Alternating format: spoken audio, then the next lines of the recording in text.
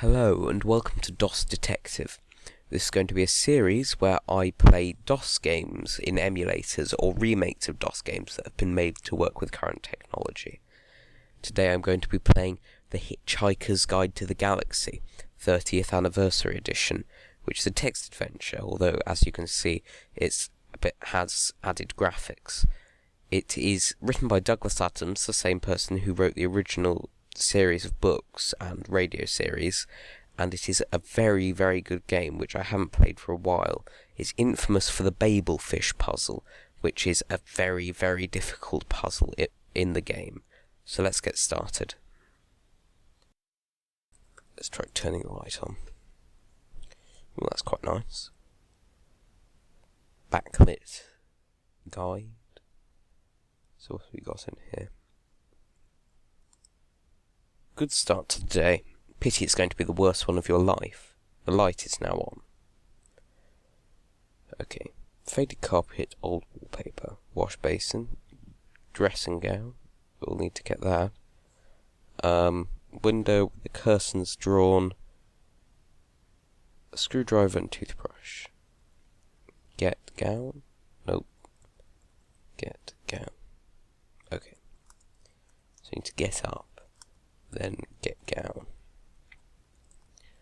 and then put on gown. And if I remember correctly, there is a pill in here. Yep. Oh, that was surprising. Okay, what's outside? As you part your curtains, you see that it's a bright morning. The sun is shining, the birds are singing, the meadows are blooming, and a large yellow bulldozer is advancing on your home. Right, let's get the toothbrush. Get screwdriver.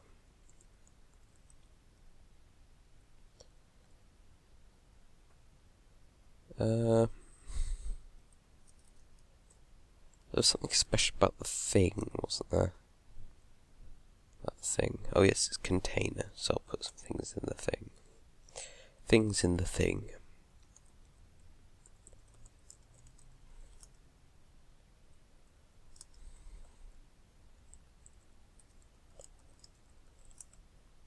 So this was all written by Douglas Adams. It was made by the company Infocom originally, but this more recent version was made by the people at Radio 4, or some section of the BBC. I think I can go south now. So, front garden, junk mail. Get mail. You can see that it doesn't really affect the picture. This was made by, Nolan something, I think? Or something Nolan. For the 20th anniversary, and they've just reused the images now. Right, you enter your house to the north. All that lies between your home and the huge yellow bulldozer bearing down on it is a few yards of mud. Mr. Prosser from the local council is standing on the other side of the bulldozer. He seems to be wearing a digital watch. He looks startled to see you emerge and yells to you to get out of the way. The bulldozer rumbles slowly towards your home. I think I'll lie down.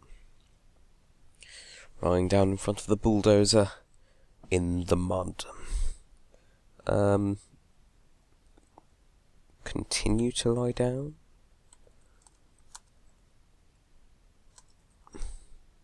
Nope.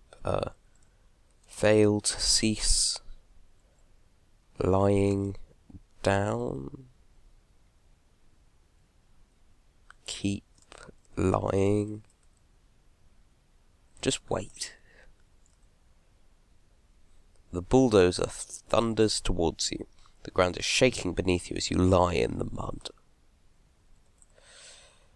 The noise of the giant bulldozer is now so violently loud that you can't even hear Prosser yelling to warn you that you will be killed if you don't get the hell out of the way. You see him gesticulating wildly. The terrible grinding of gears.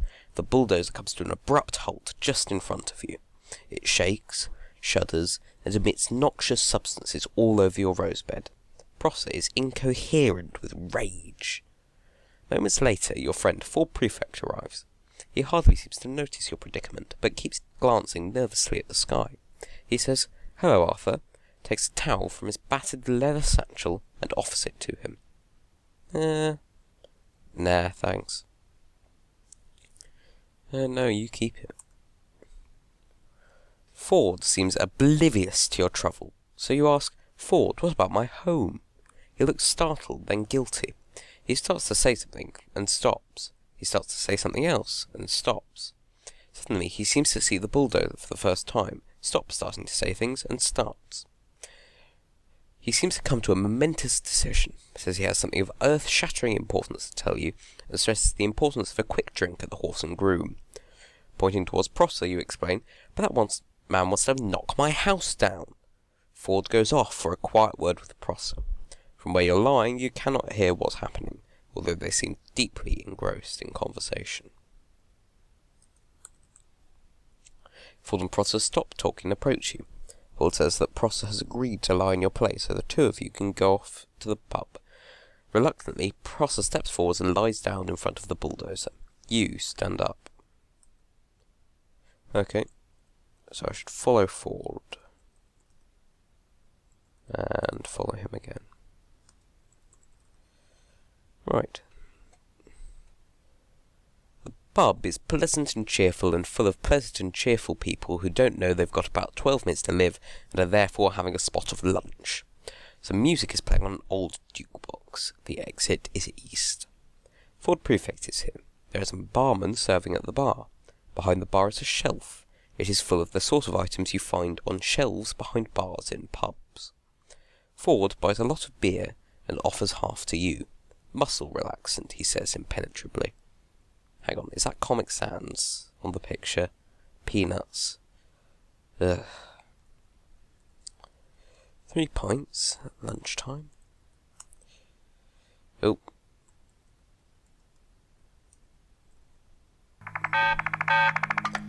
It's very good beer, brewed by a small local company. You particularly like its flavour, which is why you woke up feeling so wretched this morning. You were at somebody's birthday party here in the pub last night. You begin to relax and enjoy yourself, so when Ford mentions that he's from a small planet in the vicinity of Beetlejuice, not from Guildford as he usually claims, you take it in your stride and say, "Oh yes, which part?" Drink the beer, urges Ford. It will help cushion your system against the coming shock of the mass transference beam. Let's drink a bit more then. It is really very pleasant stuff, with a very good dry, nutty flavour, some light froth on top, and a deep colour. It's at exactly room temperature. You reflect that the world cannot be all that bad when there are such pleasures in it. Ford mentions that the world is going to end in about 12 minutes. There's a distant crash, which Ford explains is nothing to worry about. Probably just your house being knocked down. Oh dear.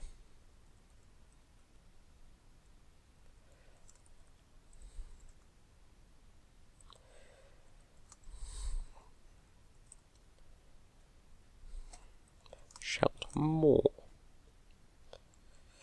Oh dear. The noise, like a cross between Led Zeppelin's Farewell concert and the eruption of Krakatoa, a huge fleet of Vogon constructor ships flies overhead and announces that the Earth will be demolished to make way for a new hyperspace bypass in 2 of your Earth minutes. In all the turmoil, you drop the thing that your art gave you, which you don't know what is, and it rolls away. Is this the least of your worries? Anyway, you've been trying to get rid of it for years. The vast yellow ships thunder across the sky, spreading waves of terror and panic in their wake. The voice of the Vogon captain slams across the country, insisting that the planning charts and demolition orders have been available at the local planning office in Alpha Centauri for 50 years, and it's too late to start making a fuss about it now. Throughout all the noise, Ford is shouting at you. He removes a small black device from his satchel, but accidentally drops it at your feet.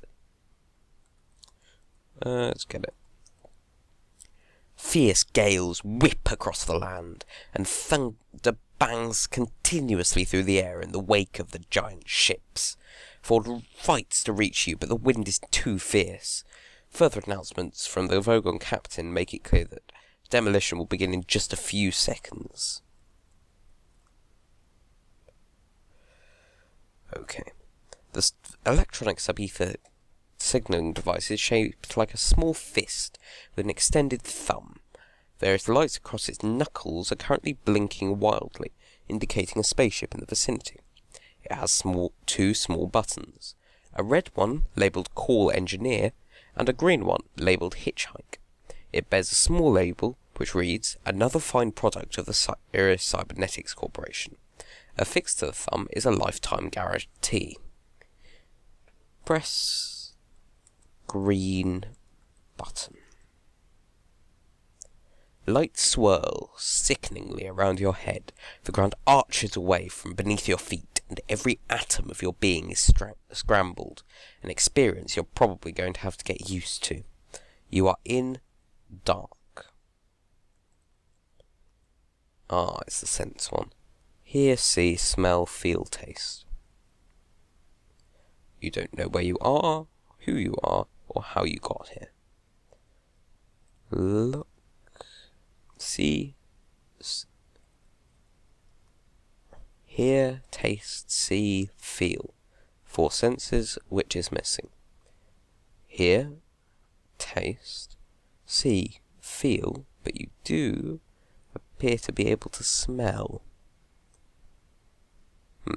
There is something pungent being waved under your nose. Your head begins to clear. You can make out a shadow moving in the dark. Try smelling the shadow. The shadow has a sort of Ford prefixy smell to it.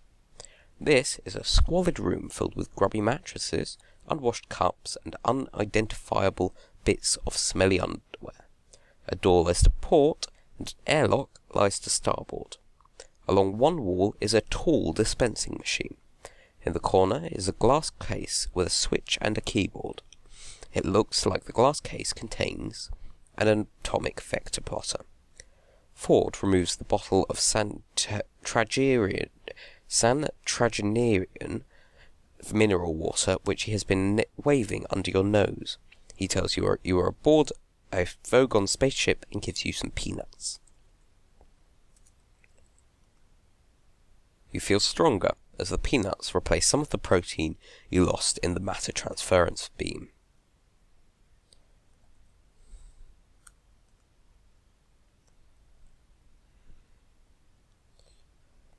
Okay, so this is the Babelfish puzzle if I remember correctly.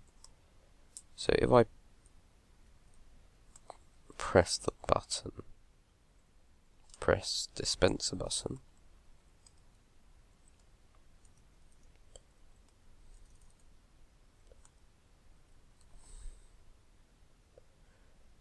right, yes, metal hook.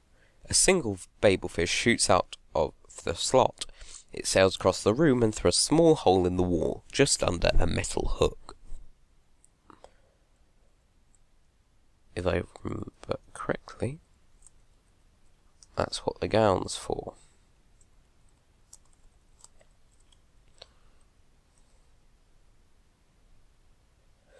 The gown is now hanging from the hook, covering a tiny hole. Ford yawns. Matter transference always tires me out. I'm going to take a nap. He places something on top of his satchel.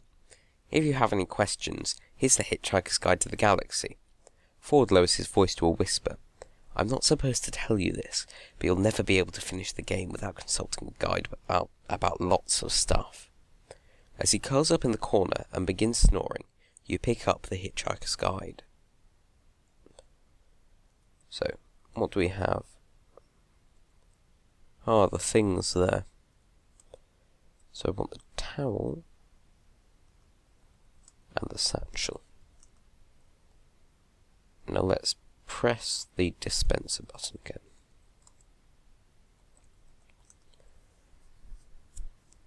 Alright, so we need to cover the drain with something. What is it, the junk mail?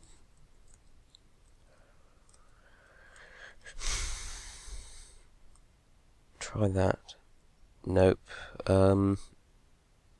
Satchel's probably too... Ah, the towel, of course.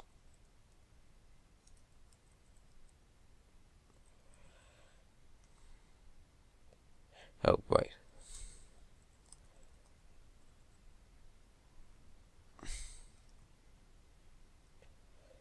Large, smelly, drain-like. The perfect place to put something for safekeeping if you never wanted to see it again. Now, let's press the button again.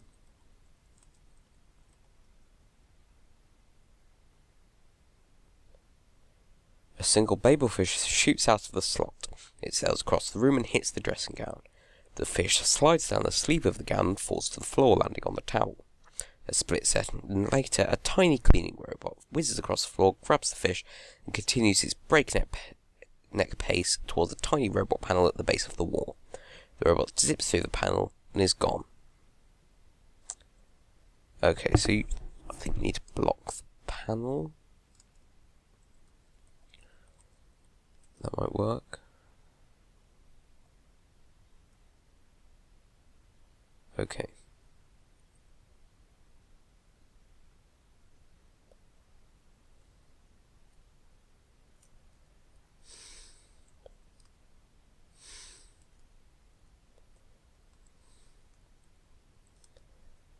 Press dispenser button again. Plows into satchel, sending the babelfish flying through the air in a graceful arc. A small upper half of the room cleaning robot flies into the room and catches the babelfish, which is all the flying junk it can find, and exits. Right. So we need to make more flying junk. Well, flying junk. Put junk mail on satchel. I'm sure that'll work. Press dispenser button. I think this is it. A single babelfish shoots out of the slot. It sails across the room and hits the dressing gown. The fish slides down the sleeve of the gown and falls to the floor, landing on the towel. A split second later, a tiny cleaning robot whizzes across the floor, grabs the fish, and continues its breakneck pace towards a tiny robot panel at the base of the wall. The robot plows into the satchel, sending the babelfish flying through the air in a graceful arc surrounded by a cloud of junk mail. Another robot flies in and begins madly cluttering the clustered plume of mail. The babelfish continues its flight, landing with a loud squish in your ear. An announcement is coming over the ship's intercom. This is the captain. My instruments show that we've picked up a couple of hitchhikers. I hate freeloaders, and when my guards find you, I'll have you thrown into space.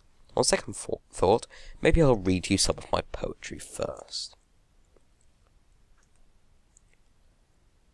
Okay, I want to put the gown back on. Get towel. There we go, I know exactly where it is. Guards burst in and grab you and Ford, who comes slowly awake.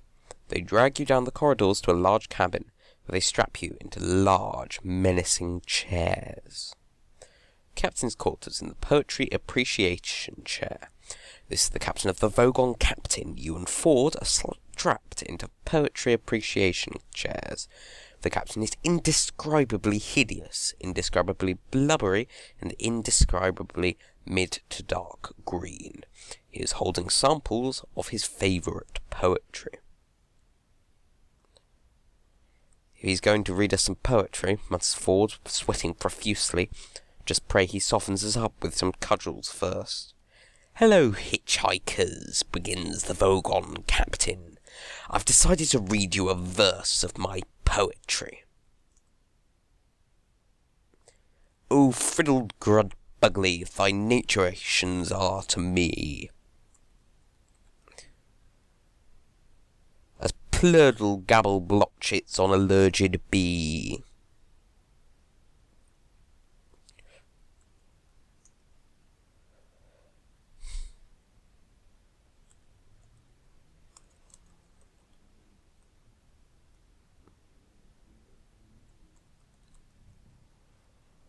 group, I implore thee, my fruitling, turling drones.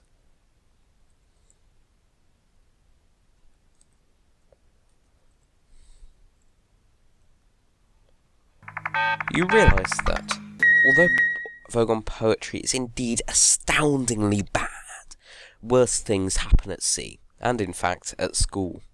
With an effort for which Hercules himself would have patted you on the back, you grit your teeth and enjoy the stuff. And hooptitiously drangle me with crinkly bindle wordles, or I will rend thee in the gobbleworts with my blurgle cruncheon, see if I don't.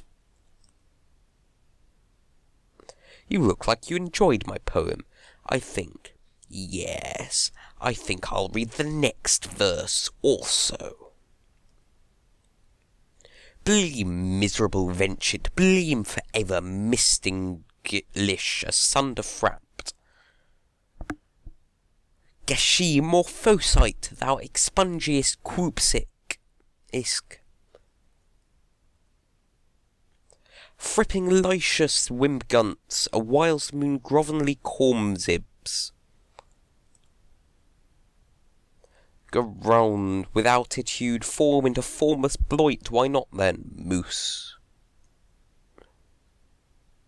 Since you have somehow managed to survive 2 verses of my poetry, I have no choice but to space you. Guards! A guard grabs you and Ford drags you towards the hold. Ford whispers, "Don't worry, I'll think of something." The guard releases you and Ford and begins cycling in the airbot. Lock. "Hey guard," shouts Ford, "do you really enjoy this sort of thing? Shouting, stomping, shooting people? Is it really a fulfilling career?"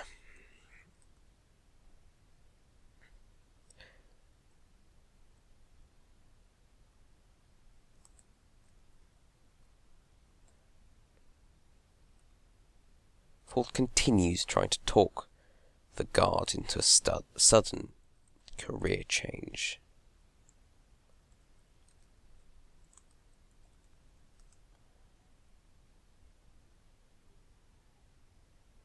Ford continues to try to talk the guard into a sudden career change.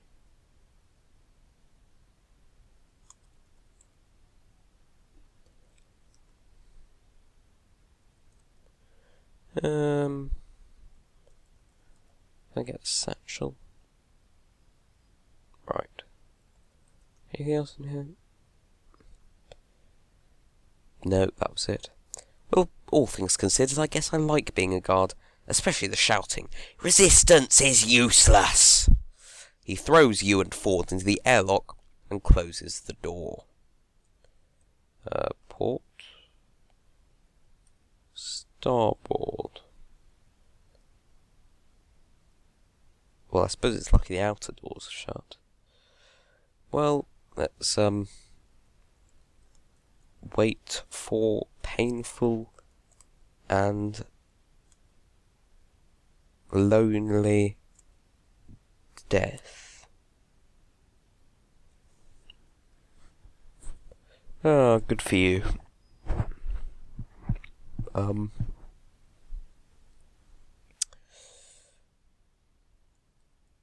Start self-destruct sequence.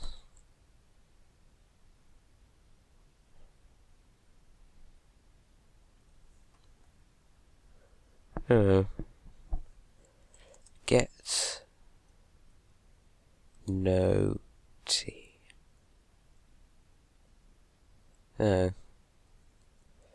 Press button. Press green button. Is there nothing around? Every molecule in your body suddenly gets pulled away from every other molecule. Then suddenly they snap back together like elastic, and you find, with a dizzy head and very sore molecules, that you are in dark. Ooh, this one. It is, of course, well known that careless talk costs lives, but the full scale of the problem is not always appreciated. For instance, in the exact moment that you said, "Wait for painful and lonely death," a freak wormhole opened in the fabric of space-time continuum and carried your words back far, far back across almost infinite reaches of space to a distant galaxy, where strange and warlike beings were poised on the brink of frightful interstellar battle. The two opposing leaders were meeting for the last time. A dreadful silence fell across the conference table as the commander of the Volhergs, resplendent in his black jeweled battle shorts, gazed levelly at the governed leader squatting opposite him in a cloud of green, sweet-smelling steam, as a million sleek and horribly beweaponed star cruisers poised to unleash electric death at his single word of command. The Volherg challenged his vile enemy to take back what it had said about his mother. The creature stirred in its sickly, broiling vapour, and at that very moment the words, "Wait for painful and lonely death," drifted across the conference table. Unfortunately, in the Volherg tongue, this was the most dreadful insult imaginable, and there was nothing for it but to wage terrible war for centuries. Eventually, the error was detected, but over 250,000 worlds, their peoples and cultures perished in the Holocaust. You have destroyed most of a small galaxy. Please pick your words with greater care.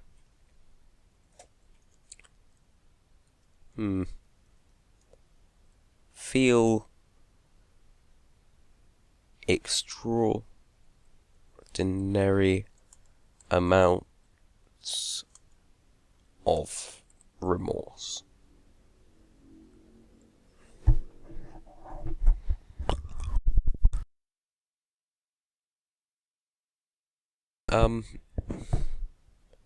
Look.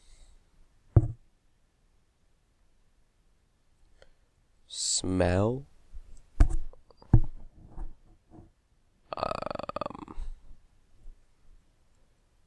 Feel. Listen. There we go. Can't go up. So, port. And what? East, west, north, south. Oh. We were lying about the exit queue. You emerge from a small doorway, entering bay number 2. This looks like that incredible new infinite improbability drive spaceship, the Heart of Gold, says Ford with growing excitement. Announcement! This is Eddie, the shipboard computer. We have just picked up 2 hitchhikers at an improbability factor of 2 to the 21,914th power to 1 against. And falling.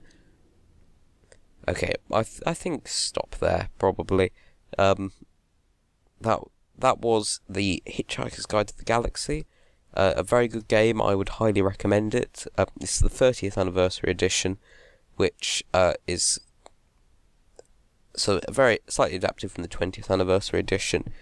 Both are very good, and I'd recommend all of it. Let's finish up here. Thank you very much for watching. Goodbye.